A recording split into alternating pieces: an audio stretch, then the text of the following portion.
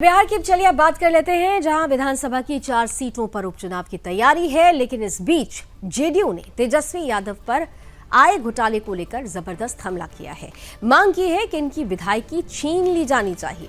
दरअसल जेडीयू ने आय घोटाला का आरोप लगाया और चुनाव आयोग से तेजस्वी यादव की विधानसभा सदस्यता खत्म करने की मांग उठाई।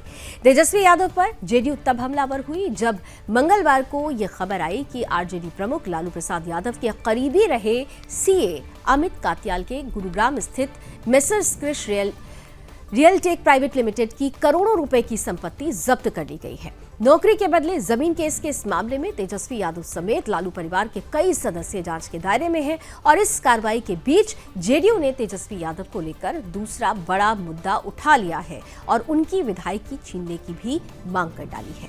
अब आइए इस खबर का पक्ष जानते हैं मेरे सहयोगी शिवम मेहता से।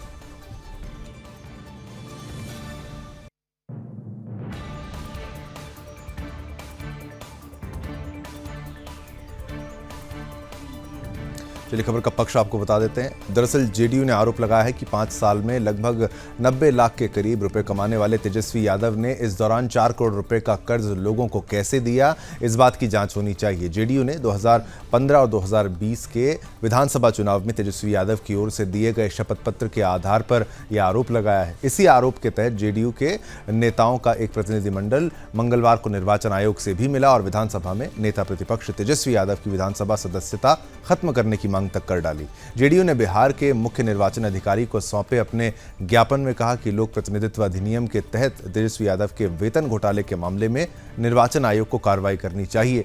जेडीयू नेता नीरज कुमार ने आरोप लगाया कि विपक्षी नेता तेजस्वी यादव ने अपने राजनीतिक विवादों में एक नया नाम जोड़ लिया है, आय घोटाला और वेतन घोटाला। उन्हें विधानसभा को अपनी स्थिति स्पष्ट करनी होगी। चलिए, आपने खबर जानी लावनी से, विपक्ष आपने अब जानना है तो आपको विकास बताएंगे। विपक्ष पक्ष तो आप जान ही चुके हैं।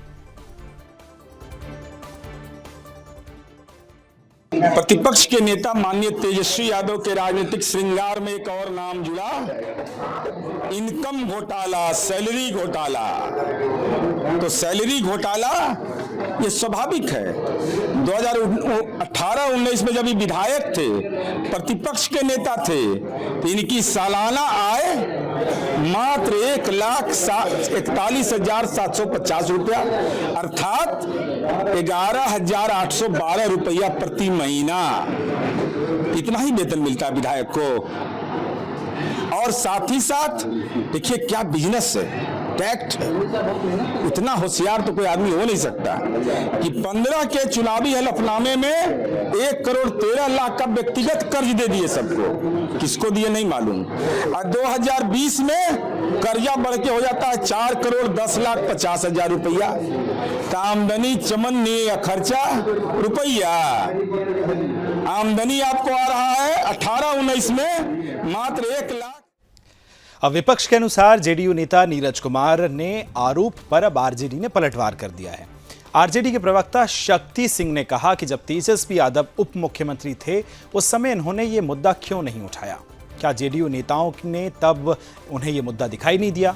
अब सुर्खियों में बने रहने के लिए इस तरह का आरोप लगा रहे हैं। तो विपक्ष जो है वो कह रहा है कि मौका देखकर यहां पॉलिटिक्स की जा रही है।